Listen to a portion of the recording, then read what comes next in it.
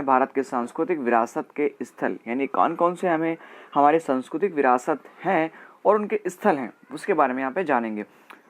भारत समृद्ध प्राकृतिक सांस्कृतिक विरासत वाला एक देश है। प्राकृतिक और सांस्कृतिक विरासत के स्थलों को देखने के लिए देश विदेश से अनेक यात्री जो हैं वो ट्रैवलर जो हैं वो घूमने के लिए यहाँ पे ट्रैवलिंग करने के लिए आते हैं। प्रस्तुत पाठ में भारत के सांस्कृतिक विरासत के स्थलों का हम परिचय यहाँ पे जानकारी प्राप्त करेंगे। अजंता की गुफाएं, तो सबसे पहला यहाँ पे दिया है सांस्कृतिक विरासत स्थल के रूप में अजंता की गुफाएं। अजंता की गुफाएं महाराष्ट्र राज्य के औरंगाबाद जिले के अजंता गांव के पास आई हुई है। सह्याद्री पर्वत श्रृंखला के पास घोड़े के नाल के आकार की यह गुफा कुल 28 गुफाएं हैं। मतलब यहाँ पर कुल कितनी गुफाएं आई हुई हैं? 29, यानी 29 गुफाएं आई हुई हैं। वास्तुकला की दृष्टि से अजंता की गुफाएं महत्वपूर्ण हैं। यहाँ की गुफाएं दो भागों में बांटा जा सकता है, एक तो चित्रकला के आधारित गुफाएं, दूसरा शिल्पकला आधारित गुफाएं। भित्ति चित्रों पर आधारित गुफाओं में से 1, 2, 10, 16, 17 नंबर की गुफाओं के भित्ति चित्र बेजोड़ और उच्च स्तर के हैं। इन चित्रों का मुख्य विषय बौद्ध धर्म है। अजंता की गुफाएं दो प्रकार के चैत्य और विहार। 9, 10, 19, 26, 29 नंबर की गुफाएं चैत्य हैं, जबकि शेष गुफाएं विहार हैं। अजंता की गुफाएं एक समय भुला दी गई थी। उन्हें ईस्वी सन 1819 में एक अंग्रेज कैप्टन जॉन स्मिथ ने पुनः संशोधित किया। प्रारंभिक वास्तुकला, गुफा चित्र और शिल्पकला के उत्कृष्ट उदाहरणों में अजंता की गुफाओं का एक खास स्थल है। मानवीय हस्तक्षेप और समय के प्रभाव से क्षीण होते यानी नुकसान होते होते कई चित्रों को बहुत नुकसान हुआ। अजंता की गुफाएं अपनी अनोखी कला समृद्धि के कारण मात्र भारत में ही नहीं बल्कि विश्व भर में प्रसिद्ध है। चित्रकला, शिल्पकला, स्थापत्य कला का यहाँ अपूर्व मेल है। इन गुफाओं के कलात्मक सृजन से भारतीय कला को विश्व में गौरव दिलाता है। आगे देखते हैं। चैत्य अर्थात, चैत्य का मतलब क्या होता है? चैत्य अर्थात बौद्ध साधुओं का प्रार्थना और उपासना स्थल, यानी बौद्ध धर्म जहाँ पे अपनी प्रार्थना करते हैं, उपासना करते हैं। जैसे मुस्लिम लोग कहाँ करते हैं? मस्जिद में। हिंदू लोग कहाँ करते हैं? मंदिर में करते हैं। चैत्य गुफाओं में एकदम अंदर स्तूप बना होता है। क्या बना होता है? एकदम अंदर स्तूप जो है वो बना होता है। विहार अर्थात बौद्ध मठ, जहाँ बौद्ध भिक्षु निवास और अध्ययन करते हैं। भिक्षु यानी बौद्ध के जो भिखारी जो होते हैं वो, ठीक है, निवास और क्या करते हैं? अध्ययन करते हैं, उसे विहार कहते हैं। चैत्य यानी बौद्ध साधुओं का प्रार्थना और उपासना स्थल। अगला हमें दिया गया इलोरा की गुफाएं। महाराष्ट्र राज्य में औरंगाबाद के पास इलोरा की गुफाएं आई हुई है। यहाँ कुल 34 गुफाएं हैं। यहाँ एक दूसरे से अलग ऐसे गुफा मंदिर के 3 समूह हैं। बौद्ध धर्म से संबंधित 1 से 12 गुफाएं, हिंदू धर्म से संबंधित 13 से 29 गुफाएं और जैन धर्म से संबंधित यहाँ पे 30 से 34 गुफाएं, यानी 5 गुफाएं हैं यहाँ पे नंबर की हैं। राष्ट्रकूट राजाओं के समय में हिंदू धर्म की गुफाओं का निर्माण हुआ था। इनमें 16 नंबर की गुफा में कैलाश मंदिर आया हुआ है, जो 50 मीटर यहाँ पे लंबे और 33 मीटर चौड़े और 30 मीटर ऊंचे एक ही पत्थर में से तराश कर बनाया गया है। दरवाजा, झरोखा, स्तंभ की श्रृंखला में से सुशोभित इस मंदिर की शोभा अवर्णनीय है, मतलब इसको कोई वर्णन ना कर सके। दुर्गम पहाड़ वाले क्षेत्र में स्थित इलोरा की गुफाएं सन 600 ईस्वी सन 1000 के दौरान की है। मतलब कब? 600 ईस्वी सन 1000 दौरान की है। यह प्राचीन भारतीय सभ्यता का जीवंत प्रदर्शन करती है। बौद्ध, हिंदू, जैन धर्म को समर्पित इलोरा परिचय एक पवित्र स्थल है। यहाँ का अद्वितीय कलात्मक सर्जन और तकनीकी उत्कृष्टता प्रशंसनीय है। यहाँ प्राचीन स्थापत्य भारत के धैर्यवान चरित्रों का परिचय भी देता है। एलिफेंटा की गुफाएं, तीसरी गुफाएं। महाराष्ट्र राज्य में मुंबई से 12 किलोमीटर के दूर अरब सागर में एलिफेंटा की गुफाएं आई हुई हैं। एलिफेंटा की गुफाओं की कुल संख्या 7 है। इस जगह को एलिफेंटा नाम पुर्तगालियों ने दिया था। उन्होंने यहाँ पत्थर में से तराश कर बनाए गए हाथी को देखकर यह नाम रखा था। यहाँ की गुफाओं में कई सुंदर शिल्पकृतियाँ तराश कर बनाई गई हैं, जिनमें त्रिमूर्ति ब्रह्मा, विष्णु, महेश की गणना विश्व के सर्वोत्तम मूर्तियों में होती है। यहाँ गुफा नंबर 1 में स्थित ईस्वी सन 1887 में यूनेस्को के द्वारा वैश्विक विरासत के स्थलों में एलिफेंटा का स्थान दिया गया है। एलिफेंटा के स्थानीय मछुआरे इस स्थान को धारापुरी कहते हैं, यानी जो अरब सागर के पास के स्थित जो मछुआरे हैं, फिशरमैन हैं, वो इस गुफाओं को धारापुरी नाम से पहचानते हैं अथवा कहते हैं। तो एक मार्क्स का सवाल है। साथ ही बच्चों, इस चैप्टर में से कोई भी एक गुफा के बारे में 2 मार्क्स का या 3 मार्क्स का सवाल पूछ लिया जाता है हर साल। अगला हमें दिया है महाबलीपुरम। तमिलनाडु राज्य के चेन्नई से 60 किलोमीटर दूर महाबलीपुरम आया हुआ है। तमिलनाडु का यह शहर अपने भव्य मंदिर स्थापत्य और सागर तट के लिए विख्यात है, मतलब प्रसिद्ध है। दक्षिण भारत के पल्लव राजा नरसिंह वर्मन प्रथम के उपमान महामल पर से इस नगर का नाम महाबलीपुरम रखा गया था। मल्लव वंश के राजा नरसिंह वर्मन प्रथम के समय में यहाँ कुल 7 रथ मंदिरों का निर्माण किया गया था, जबकि वर्मन में 5 रथ मंदिर ही मौजूद थे। 2 रथ मंदिर समुद्र में विलीन हो गए और इसके उपरांत यहाँ हास्य मुद्रा में विष्णु की मूर्ति एवं महिषासुर का वध करती हुई दुर्गा देवी का शिल्प देखने लायक है। विश्व भर में चट्टान शिल्प का सर्वोत्तम स्थापत्य वाला महाबलीपुरम प्राचीन भारत का एक प्रसिद्ध बंदरगाह भी था। उसके बाद आगे आता है पट्टदकल।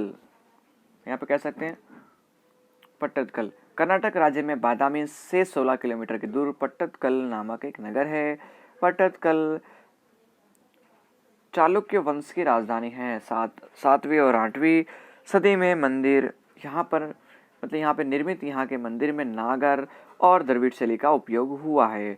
पट्टदकल का सबसे बड़ा मंदिर विरूपाक्ष शिव का मंदिर है। अगला टॉपिक है खजुराहो के मंदिर। मध्य प्रदेश के छतरपुर जिले में खजुरा गांव के समीप खजुराहो के मंदिर स्थित हैं।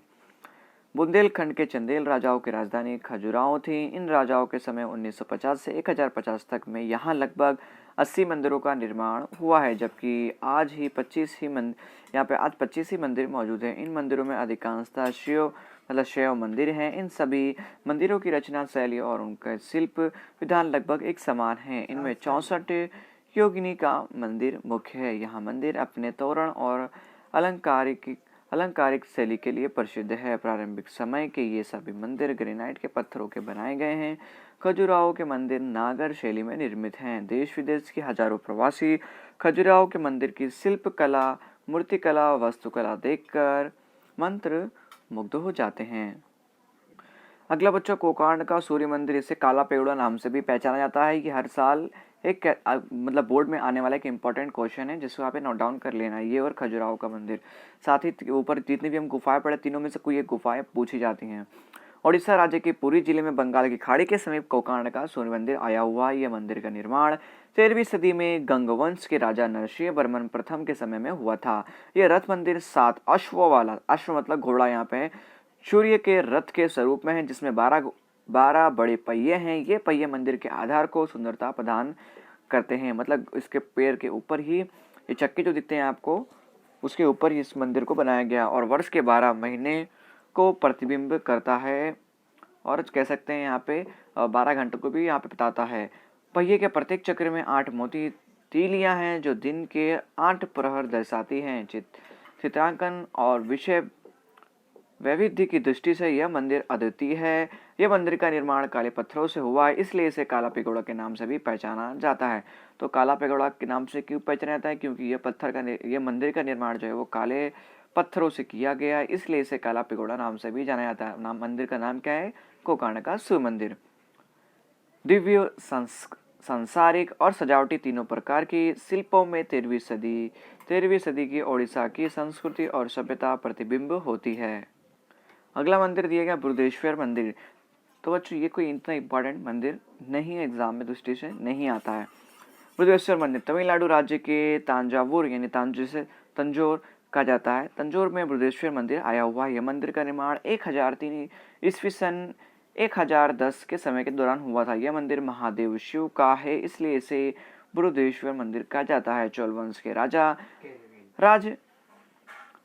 राजराज प्रथम ने इस मंदिर का निर्माण करवाया था, इसलिए इसे राजराजेश्वर मंदिर भी कहा जाता है। यह मंदिर 500 फुट लंबे और 250 फुट चौड़े चहारदीवारी वाले मैदान में बनाया गया है। यह मंदिर का शिखर जमीन से लगभग 20 200 फुट ऊंचा है और उस समय बृहदेश्वर मंदिर की गणना ऊंचे शिखर वाले मंदिरों में होती थी। भव्य शिखर, विशाल आकार के बीच संवादिता और कलात्मक सुशोभन के कारण यह मंदिर भारतीय स्थापत्य कला का सर्वोत्तम विरासत वाला है। इसी तरह द्रविड़ शैली में निर्मित यह मंदिर दक्षिण भारत के भव्य मंदिरों में स्थान रखता है। अगला देखते हैं बच्चों, कुतुब मीनार। कुतुब मीनार दिल्ली में स्थित सल्तनत कालीन स्थापत्य का उत्तम उदाहरण है। 12वीं सदी में इसका निर्माण गुलाम वंश के स्थापक कुतुबुद्दीन ऐबक ने शुरू करवाया था, जिसकी मृत्यु के पश्चात उसके दामाद इल्तुतमिश ने इसका काम पूर्ण करवाया। कुतुब मीनार 72.5 मीटर ऊंची एक मीनार है।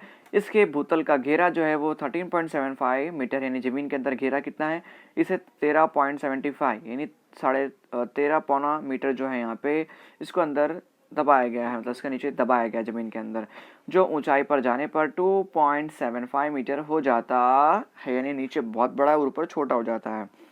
कुतुब मीनार को लाल पत्थर और संगमरमर से बनाया गया है। उस पर कुरान की आयतें तराशी गई हैं। कुतुब मीनार भारत में पत्थरों से बनी सबसे ऊंची स्तंभ मीनार है।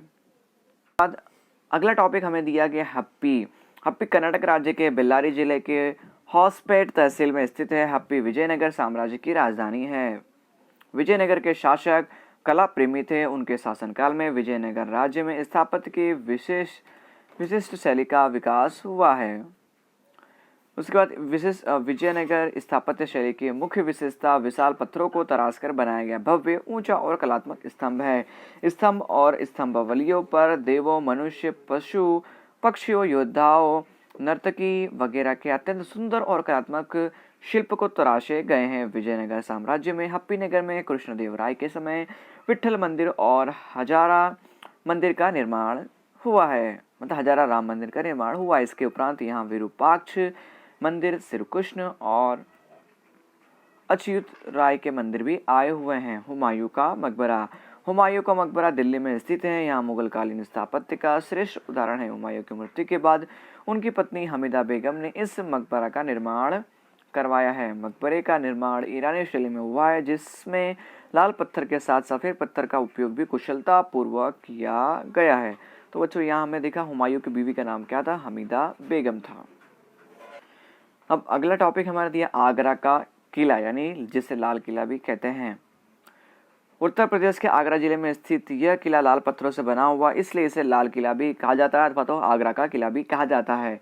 इस किले का निर्माण अकबर ने, यानी हुमायूं का बेटा अकबर ने ईस्वी सन 1565 में करवाया था। आगरा के किले पर हिंदू और ईरानी शैली का स्पष्ट प्रभाव देखने को मिलता है। इस किले के किनारे 70 फुट ऊंची हैं दीवारें जो हैं वो, और किले का घेरा 1.5 मील है। कितना, मतलब 1.5 किलोमीटर तक इसका घेरा किया हुआ है। इसके निर्माण में लाल पत्थर इस तरह कुशलता पूर्वक जोड़े गए थे कि दीवार में कहीं भी दरार नहीं दिखाई देती। अकबर ने किले के अंदर जहांगीर महल बनवाया है और जहांगीर महल में गुजराती और बंगाली शैली के स्थापत्य का प्रभाव स्पष्ट रूप से देखने मिलता है। शाहजहां ने अपने जीवन के अंतिम दिन यहीं पर बिताए थे। शाहजहां कौन, तो औरंगजेब का पिता जो शाहजहां है। उसके बाद अगला बहुत ही इंपॉर्टेंट टॉपिक आता है ताजमहल। साथ ही सबसे ज़्यादा गवर्नमेंट पैसा कमाती है इस ताजमहल से। पर्यटक जो है यहाँ पे आते हैं। साथ ही बच्चों अगला बहुत ही इंपॉर्टेंट पॉइंट है ताजमहल, जिससे हमारी जो इंडियन गवर्नमेंट जो है, भारतीय सरकार जो है, भारत की सरकार, वो सबसे ज़्यादा पैसा कमाती है इस ताजमहल से। आप जैसा कि आप जानते हैं, दुनिया के 7 अजूबों में से 7 वंडर्स में से एक जो वंडर है, यानी एक अद्भुत जो है वो क्या है, ताजमहल भी है। उसका भी गिनती उसके अंदर होती है। भारत के उत्तर प्रदेश राज्य के आगरा में यमुना नदी के किनारे स्थित ताजमहल है। यह विश्व के 7 आश्चर्यों में से, यानी 7 अद्भुत में से एक अद्भुत है। इसका निर्माण मुगल बादशाह शाहजहां ने अपनी बेगम मुमताज महल की याद में करवाया था। ईस्वी सन 1630 में मुमताज महल की मृत्यु के पश्चात ईस्वी सन 1631 में ताजमहल का निर्माण कार्य शुरू हुआ था। 22 वर्ष के बाद 1653 में ताजमहल का निर्माण कार्य पूर्ण हुआ। शाहजहां ने ताजमहल के निर्माण कार्य में भारत के कुशल शिल्पकारों के उपरांत ईरानी, अरबी, तुर्की, यूरोपीय शिल्पकारों को भी लगाए थे। शाहजहां की इच्छा थी कि संसार के अद्वितीय मकबरे में ताजमहल की गणना हो और उसके द्वारा मुमताज महल का नाम जगत भर में अमर हो जाए। यह संपूर्ण इमारत उत्तर से दक्षिण की ओर आयताकार में फैली हुई है। ताजमहल के मध्य में मुमताज की कब्र है और उनके चारों ओर खूब ही सुंदर अष्टकोणीय जाली है। उनके मेहराब पर एक उक्ति लिखी हुई है, स्वर्ग में पवित्र दिलों का स्वागत है। ताजमहल भारतीय स्थापत्य कला की भारतीय विरासत को गौरवान्वित करता है और देश विदेश के प्रवासियों के लिए एक अद्भुत आकर्षण का केंद्र बना हुआ है। अगला एक इम्पोर्टेंट टॉपिक है लाल किला। तो जहाँ पर हमारे जो प्रधानमंत्री जो हैं वो हर साल यहाँ पे तिरंगा फहराते हैं लाल किले पे, ठीक है। तो दिल्ली में स्थित लाल किला का निर्माण शाहजहां ने 1638 में करवाया था। लाल पत्थरों से तैयार इस किले में शाहजहां ने अपने नाम से शाहजहानाबाद को बसाया था। इस किले के अंदर दीवाने खास, दीवाने आम, रंग महल जैसी खूबसूरत इमारतें बनवाई गई हैं। दीवाने खास अन्य इमारतों की तुलना में अधिक अलंकृत है और उसकी सजावट में सोना, चांदी और कीमती पत्थरों का अद्भुत समन्वय है। लाल किले में अन्य इमारतों में रंग महल, मुमताज का शीश महल, लाहौरी दरवाजा, मीना बाजार, मुगल गार्डन जैसे आकर्षणों का समावेश होता है। इसी किले से शाहजहां ने कलात्मक मयूरासन बनवाया था, जिसे नादिर शाह अपने साथ ईरान ले गया। लाल किला मुगल स्थापत्य की उत्कृष्ट इमारतों में से एक है और हर वर्ष राष्ट्रीय त्योहारों, अब बच्चों राष्ट्रीय त्योहार मतलब क्या, जैसे 15 अगस्त, 26 जनवरी, ठीक है, ये हमारे राष्ट्रीय त्योहार हैं के प्रसंग पर इस किले पर ध्वजवंदन प्रधानमंत्री के द्वारा किया जाता है। अगला टॉपिक हमें यहाँ पे दिया गया फतेहपुर सिकरी। तो चलिए बच्चों इसे भी देख लेते हैं। उत्तर प्रदेश के आगरा में 26 किलोमीटर की दूर फतेहपुर सिकरी आया हुआ है। अकबर ने सूफी संत सलीम चिश्ती की याद में यह शहर बसाया था और उसे अपनी राजधानी बनाया था। सिकरी में इमारतों का कार्य ईस्वी सन 1569 में शुरू हुआ था और 1572 तक यहाँ की कई इमारतें बन गई थी। इन इमारतों में बिरबल का महल, बीबी मरियम का सुनहरा महल, तुर्की सुल्तान का महल, जामा मस्जिद और कुछ बुलंद दरवाजा श्रेष्ठ हैं। बुलंद दरवाजा 41 मीटर चौड़ा और 50 मीटर ऊंचा है। फतेहपुर सिकरी की दूसरी प्रसिद्ध इमारतों में से जोधाबाई का महल, पंच महल, शेख सलीम चिश्ती का मकबरा, दीवाने आम, दीवाने खास और ज्योतिष महल उल्लेखनीय है। तो बच्चों यहाँ पर आप जो ये देख रहे हो दरवाजा, तो ये बच्चों बुलंद दरवाजा है जिसके यहाँ पे आप देख रहे हो अकबर के द्वारा बनवाया गया। अगला हमें दिया है गोवा के देवल। पुर्तगालियों के साथ ईसाई धर्म के धर्मगुरु भी भारत में आए थे। गोवा पुर्तगालियों की राजधानी थी। यहाँ बेसालिका ऑफ बॉम जीसस या बेलाशिका ऑफ गुड जीसस देवल चर्च पुराने गोवा में आए हुए हैं। यहाँ सेंट फ्रांसिस जेवियर का पार्थिव शरीर सुरक्षित ढंग से रखा गया है। यानी सेंट फ्रांसिस जेवियर का पार्थिव शरीर, यानी जो शरीर जो था शर्व, उसे सुरक्षित ढंग से रखा गया है। कई वर्षों के बाद भी उनका पार्थिव शरीर विकृत नहीं हुआ है। इसके उपरांत गोवा में अनेक चर्च हैं। गोवा अपने रमणीय समुद्री तट के लिए प्रसिद्ध है, जहाँ पे लोग घूमने के लिए भी जाते हैं। तो यही है हमारा बेलाशिका ऑफ बॉम जीसस देवल। अगला दिया गया चंपानेर, हमें यहाँ पे दिया गया जिसके बारे में विस्तृत जानकारी हम यहाँ पे प्राप्त करेंगे। चलिए देखते हैं। गुजरात के पंचमहल जिले में हालोल तहसील में पावागढ़ के तलहटी में चंपानेर गांव बसा हुआ है। महमूद बेगड़ा ने चंपानेर पर विजय प्राप्त करने के बाद कुछ समय के लिए चंपानेर को अपनी राजधानी बनाई थी और उसे मोहम्मदाबाद नाम दिया था। चंपानेर में मोती मस्जिद, जामी मस्जिद, ऐतिहासिक किला है। चंपानेर के स्थापत्य कला और ऐतिहासिक महत्व को ध्यान में रखकर यूनेस्को ने उसे 2004 में वैश्विक विरासत स्थलों के सूची में शामिल किया गया था। यह हमारे गुजरात के लिए बहुत ही गौरव की बात है। ये आप देख रहे हैं जामी मस्जिद जो गुजरात के चंपानेर में आई हुई है। अगला दिया है गुजरात के सांस्कृतिक विरासत के स्थल। गुजरात शिल्प स्थापत्य कला के क्षेत्र में महत्वपूर्ण स्थान रखता है। यहाँ गुफा स्थापत्य, मंदिर, मस्जिद, किले, बावली, तोरण वगैरह कई स्थापत्य क्षेत्र देखने को मिलते हैं। अब गुजरात के सांस्कृतिक विरासत के स्थलों का परिचय प्राप्त करेंगे।